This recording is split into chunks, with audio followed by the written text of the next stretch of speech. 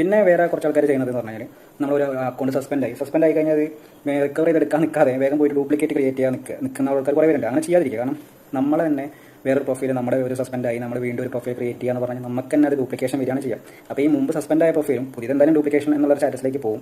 ചിലപ്പോൾ അത് publicly visible ആവാൻ ചാൻസ് ഉണ്ട്. അങ്ങനെ കഴിഞ്ഞാൽ ചിലപ്പോൾ 2 വീക്ക് 2 വീക്സ് 3 വീക്സ് ഒക്കെ കഴിയുമ്പോൾ വീണ്ടും അത് ഡ്യൂപ്ലിക്കേറ്റ് എന്ന് പറഞ്ഞ സ്റ്റാറ്റസിലേക്ക് മാറും. അങ്ങനെ ചെയ്യാതിരിക്കാൻ ശ്രമിക്കുക. എന്തായാലും നമ്മുടെ തന്നെ ഡ്യൂപ്ലിക്കേറ്റ് നമ്മൾ ഉണ്ടാക്കുന്ന പോലെ ആയിപ്പോൾ. അപ്പോൾ പഴയത് റിക്കവർ ചെയ്തെടുക്കാൻ ശ്രമിക്കുക.